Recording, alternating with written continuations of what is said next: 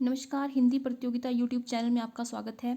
आज हम आपके लिए लेकर आए हैं हिंदी व्याकरण के संज्ञा से लेकर अव्यय तक के 100 क्वेश्चंस जो आपके आने वाले एग्ज़ाम में बहुत ही महत्वपूर्ण है। तो चलिए शुरू करते हैं। पहला प्रश्न है, वस्तु, स्थान, भाव या विचार के द्योतक शब्द को क्या कहते हैं?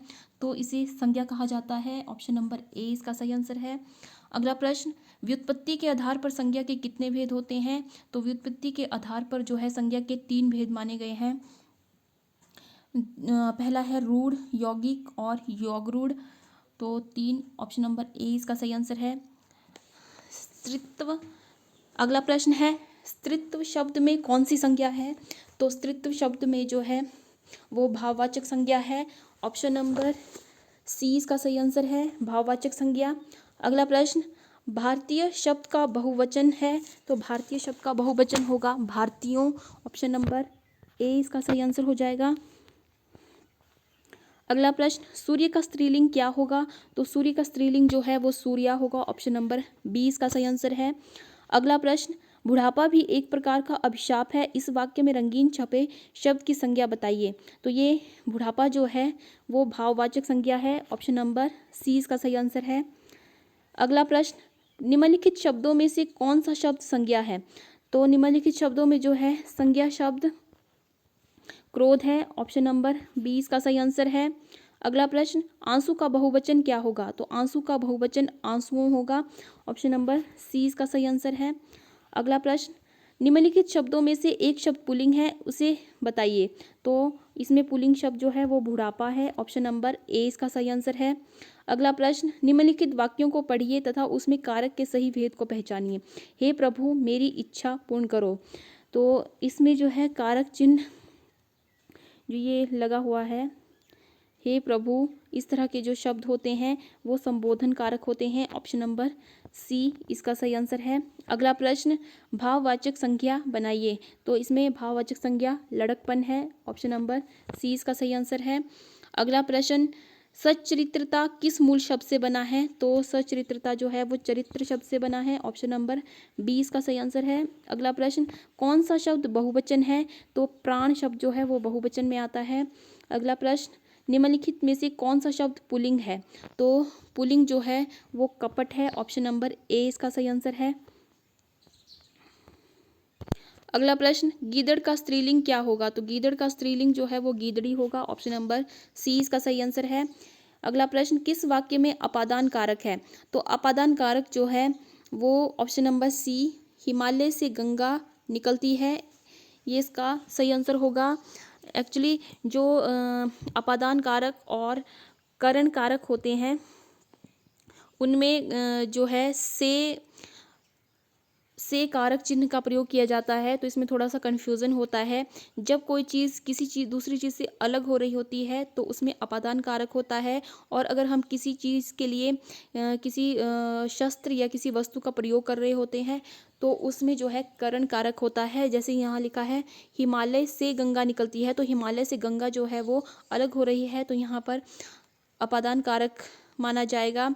तो बाकी जो है राम ने रावण को तीर से मारा, जो है तीर का इस्तेमाल जो है यहाँ मारने के लिए किया गया है।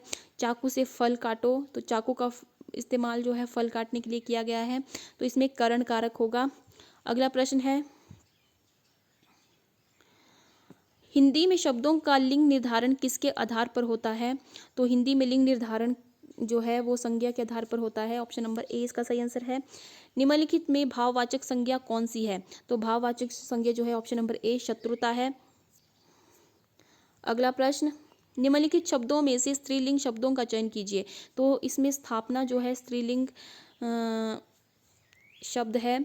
अगला प्रश्न, अर्थ के विचार से संज्ञा के कितने प्रकार होते हैं? तो अर्थ के विचार से जो है संज्ञा के 5 भेद होते हैं। व्यक्तिवाचक, जातिवाचक संज्ञा, व्यक्तिवाचक संज्ञा, द्रव्यवाचक, समूहवाचक और भाववाचक संज्ञा। तो ये 5 जो है अर्थ के आधार पर संज्ञा के भेद माने गए हैं। अगला प्रश्न है, निम्नलिखित में से कौन सा शब्द व्यक्तिवाचक संज्ञा है? तो व्यक्तिवाचक संज्ञा जो है यमुना जो है व्यक्तिवाचक संज्ञा है। अगला प्रश्न, कौन सा शब्द जातिवाचक संज्ञा नहीं है? तो सुंदर शब्द जो है जातिवाचक संज्ञा नहीं है। अगला प्रश्न, कौन सा शब्द भाववाचक संज्ञा नहीं है? तो भाववाचक संज्ञा जो है वो मिठाई नहीं है। ऑप्शन नंबर ए इसका सही आंसर है। अगला प्रश्न, जातिवाचक संज्ञा बताइए। तो जातिवाचक संज्ञा होगा लड़का। अगला प्रश्न, कौन सा शब्द स्त्रीलिंग है? तो स्त्रीलिंग परिषद है। ऑप्शन नंबर डी इसका सही आंसर है। अगला प्रश्न, नेत्री शब्द का पुल्लिंग रूप है। नेत्री शब्द का पुल्लिंग रूप नेता। Option number A. कारक के कितने भेद हैं? तो कारक के 8 भेद हैं। ऑप्शन नंबर बी इसका सही आंसर है। अगला प्रश्न, के लिए किस कारक का चिन्ह है? तो के लिए जो है वो संप्रदान कारक का चिन्ह है। ऑप्शन नंबर बी इसका सही आंसर है। वृक्ष से पत्ते गिरते हैं, इस वाक्य में से किस कारक चिन्ह है? तो इसमें भी वृक्ष से पत्ते गिरते हैं, तो वृक्ष से जो पत्ते हैं अलग हो रहे हैं, तो इसमें अपादान कारक होगा। ऑप्शन नंबर सी इसका सही आंसर है। अगला प्रश्न है, वृक्ष पर पक्षी बैठे हैं, इस वाक्य में पर कौन सा कारक है? तो पर में जो है अधिकरण कारक है। ऑप्शन नंबर डी इसका सही आंसर है। अगला प्रश्न, वह घर से बाहर गया, इस वाक्य में कौन सा कारक है? तो वह घर से बाहर गया है, तो अपादान कारक। ऑप्शन नंबर डी इसका सही आंसर है। अगला प्रश्न, चारपाई पर भाई साहब बैठे हैं, इस वाक्य में चारपाई शब्द किस कारक में है? तो इसमें अधिकरण कारक है। Option number D. अगला प्रश्न, निम्नलिखित शब्दों में सदा स्त्रीलिंग वाला शब्द कौन सा है? तो ये पक्षी है। ऑप्शन नंबर ए इसका सही आंसर है। अगला प्रश्न, व्याकरण की दृष्टि से प्रेम शब्द क्या है? तो प्रेम शब्द जो है भाववाचक संज्ञा है। ऑप्शन नंबर ए इसका सही आंसर है। अगला प्रश्न है, निम्नलिखित संज्ञा विशेषण जोड़ी में कौन सा सही नहीं है? तो ये ऑप्शन नंबर डी प्रांत और प्रांतिक जो है वो सही नहीं है। अगला प्रश्न, कवि का स्त्रीलिंग है कवयित्री। ऑप्शन नंबर सी इसका सही आंसर है। अगला प्रश्न है, हिंदी भाषा में वचन कितने प्रकार के होते हैं? तो वचन जो है 2 प्रकार के होते हैं, एक वचन और बहुवचन। अगला प्रश्न, लिंग की दृष्टि से दही क्या है? तो लिंग की दृष्टि से दही जो है वो पुल्लिंग शब्द है। अगला प्रश्न, निम्नलिखित में से कौन सा शब्द स्त्रीलिंग है? तो मृत्यु जो है वो स्त्रीलिंग है। ऑप्शन नंबर सी इसका सही आंसर है। अगला प्रश्न, बाल का स्त्रीलिंग है, बाल का स्त्रीलिंग जो है वो बाला होगा। अगला प्रश्न, संज्ञा के स्थान पर प्रयुक्त होने वाले शब्द को क्या कहते हैं? तो संज्ञा के स्थान पर प्रयुक्त होने वाले शब्द जो है वो सर्वनाम कहलाते हैं। ऑप्शन नंबर ए इसका सही आंसर है। अगला प्रश्न, निम्नलिखित वाक्यों में से किस वाक्य में सर्वनाम का अशुद्ध प्रयोग हुआ है? तो इसका प्रयोग जो है ऑप्शन नंबर सी, मैं तेरे को एक घड़ी दूंगा, जो है ये गलत है। ऑप्शन नंबर सी इसका सही आंसर है। अगला प्रश्न, मुझे किस प्रकार का सर्वनाम है? तो मुझे जो है उत्तम पुरुष है। अगला प्रश्न, सर्वनाम के कितने प्रकार हैं? तो सर्वनाम के 6 प्रकार हैं। ऑप्शन नंबर सी इसका सही आंसर है। अगला प्रश्न, निश्चयवाचक सर्वनाम कौन सा है? तो निश्चयवाचक सर्वनाम जो है वो यह है। ऑप्शन नंबर डी इसका सही आंसर है। अगला प्रश्न, इसमें अनिश्चयवाचक सर्वनाम कौन सा है? तो अनिश्चयवाचक सर्वनाम जो है वो ऑप्शन नंबर सी कोई होगा। अगला प्रश्न, यह घोड़ा अच्छा है, इस वाक्य में यह क्या है? तो यह जो है वो सर्वनाम है। ऑप्शन नंबर बी इसका सही आंसर है। अगला प्रश्न, संबंधवाचक सर्वनाम बताइए। संबंधवाचक जो है ऑप्शन नंबर सी जो है। अगला प्रश्न, संज्ञा या सर्वनाम की विशेषता बतलाने वाले शब्दों को क्या कहते हैं? तो संज्ञा या सर्वनाम की विशेषता बताने वाले शब्दों को जो है विशेषण कहा जाता है। ऑप्शन नंबर ए इसका सही आंसर है। अगला प्रश्न, विशेषण के कितने प्रकार होते हैं? तो विशेषण के 4 प्रकार होते हैं। ऑप्शन नंबर बी इसका सही आंसर है। अगला प्रश्न, निम्नलिखित में से विशेषण चुनिए। तो विशेषण जो है वो होगा थोड़ा। ऑप्शन नंबर सी इसका सही आंसर है। अगला प्रश्न, निम्नलिखित शब्दों में कौन सा शब्द विशेषण है? तो सच्चा जो है वो विशेषण शब्द है। ऑप्शन नंबर ए इसका सही आंसर है। अगला प्रश्न, निम्नलिखित वाक्यों में रंगीन शब्द विशेषण है, इसका भेद छांटिए। कुछ बच्चे कक्षा में शोर मचा रहे हैं, तो कुछ बच्चे जो है ये जो विशेषण होगा अनिश्चित संख्यावाचक विशेषण। ऑप्शन नंबर डी इसका सही आंसर होगा। अगला प्रश्न, आलस्य शब्द का विशेषण क्या है? आलस्य शब्द का विशेषण जो है वो आलसी होगा। अगला प्रश्न, इनमें से गुणवाचक विशेषण कौन सा है? तो गुणवाचक विशेषण जो है वो होगा नया। ऑप्शन नंबर 20 का सही आंसर है। अगला प्रश्न, निम्नलिखित में से कौन सा शब्द विशेषण है? तो निपट शब्द जो है वो विशेषण का है। ऑप्शन नंबर 20 का सही आंसर है। मानव शब्द में विशेषण बनेगा मानवीय। Option number D. उत्कृष्ट शब्द का विशेषण होगा उत्कृष्ट, उत्कर्ष का उत्कृष्ट, आदर का होगा आदरणीय, ऑप्शन नंबर सी। संस्कृत का विशेषण होगा सांस्कृतिक, और पशु का शब्द जो है विशेषण है वो होगा पाश्विक, ऑप्शन नंबर ए। निम्नलिखित में से कौन सा शब्द विशेषण है, तो वो फुफेरा है, ऑप्शन नंबर डी। ये जो है विशेषण शब्द है। अगला प्रश्न, प्रिय विशेषण के साथ प्रयुक्त होने वाली संज्ञा नहीं है, तो बैरी के साथ जो है कभी प्रिय विशेषण प्रयुक्त नहीं होता है। अगला प्रश्न, किस वाक्य में अच्छा शब्द का प्रयोग विशेषण के रूप में हुआ है, तो यह स्थान बहुत अच्छा है, ऑप्शन नंबर 20 का सही आंसर है। अगला प्रश्न, रचना की दृष्टि से क्रिया के कितने भेद होते हैं, तो रचना की दृष्टि से क्रिया के 2 भेद होते हैं, अकर्मक क्रिया और सकर्मक क्रिया, ऑप्शन नंबर ए इसका सही आंसर है। अगला प्रश्न, क्रिया का मूल रूप क्या कहलाता है, तो क्रिया का मूल रूप धातु कहलाता है, ऑप्शन नंबर ए इसका सही आंसर है। अगला प्रश्न, निम्नलिखित क्रियाओं में से कौन सी क्रिया अनुकरणात्मक नहीं है, तो वो होगा झुठलाना, ऑप्शन नंबर सी इसका सही आंसर होगा। अगला प्रश्न, निम्नलिखित वाक्यों में से कौन सा वाक्य ऐसा है जिसकी क्रियाकर्ता के लिंग के अनुसार ठीक नहीं है, तो हाथी सोती है, तो ये गलत है, हाथी सोता है होता है इसमें। अगला प्रश्न, काम का नाम बताने वाले शब्द को क्या कहते हैं, तो उसे क्रिया कहा जाता है। अगला प्रश्न, मैं खाना खा चुका हूँ, इस वाक्य में भूतकालीन भेद इंगित कीजिए, तो ये पूर्ण भूत है, ऑप्शन नंबर 20 का सही आंसर है।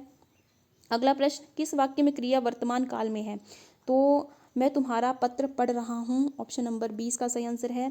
अगला प्रश्न, चिड़िया आकाश में उड़ रही है, इस वाक्य में उड़ रही क्रिया किस प्रकार की है, तो ये अकर्मक क्रिया है, ऑप्शन नंबर ए इसका सही आंसर है।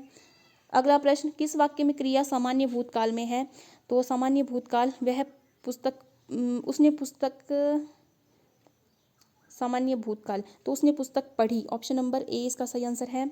अगला प्रश्न, निम्नलिखित में से किस वाक्य में अकर्मक क्रिया है। अगला प्रश्न है, निम्नलिखित में से किस वाक्य में अकर्मक क्रिया है, तो गेहूं पिस रहा है, ऑप्शन नंबर ए इसका सही आंसर है। अगला प्रश्न, सामान्य वर्तमान काल का उदाहरण है वह कलकत्ता जाता है, ऑप्शन नंबर डी इसका सही आंसर है। निम्नलिखित में से किस वाक्य में अकर्मक क्रिया होती है, तो अकर्मक क्रिया है ज्योति रोती है, ऑप्शन नंबर 20 का सही आंसर है। अगला प्रश्न है, निम्नलिखित में से विकारी शब्द कौन से हैं, तो विकारी शब्द संज्ञा सर्वनाम विशेषण क्रिया जो है विकारी शब्द है। अगला प्रश्न, अविकारी शब्द कौन सा होता है, तो अव्यय जो है अविकारी शब्द है। अगला प्रश्न, निम्नलिखित शब्दों में कौन सा शब्द क्रिया विशेषण है, तो धीरे धीरे शब्द जो है वो क्रिया विशेषण है।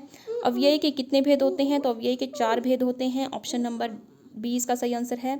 अगला प्रश्न, किस एक वाक्य में क्रिया विशेषण प्रयुक्त हुआ है, तो वह धीरे से बोलता है, ऑप्शन नंबर ए इसका सही आंसर है। बृहत विशेषण का शुद्ध उत्तमावस्था है बृहत्तम, ऑप्शन नंबर सी। घनिष्ठ का शुद्ध उत्तरावस्था है घनिष्ठतर, ऑप्शन नंबर सी इसका सही आंसर है। अगला प्रश्न, संबंध कारक का चिन्ह है रा रे री काके की, तो ऑप्शन नंबर सी इसका सही आंसर है। अगला प्रश्न, निम्नलिखित में से विकारी शब्द कौन सा है, तो विकारी शब्द होगा लड़का, ऑप्शन नंबर डी।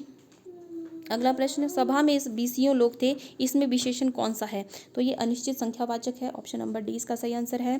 अगला प्रश्न, जो क्रिया अभी हो रही है उसे क्या कहते हैं, तो इसे अपूर्ण वर्तमान कहते हैं, ऑप्शन नंबर 20 का सही आंसर है।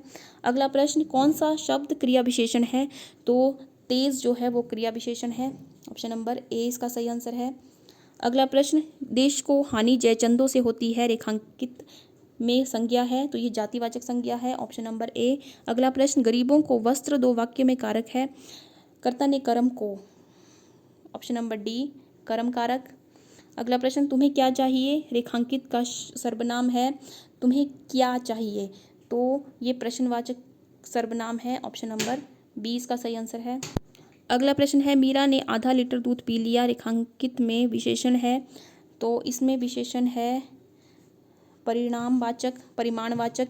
अगला प्रश्न, जल नल बूंद बूंद टपक रहा है, वाक्य में रेखांकित कीजिए, तो ये एक विशेषण है, ये क्रिया विशेषण है, ऑप्शन नंबर सी इसका सही आंसर। अगला प्रश्न, सुमित सो रहा है, वाक्य में क्रिया का भेद है, तो सुमित सो रहा है अकर्मक क्रिया है, ऑप्शन नंबर ए इसका सही आंसर है।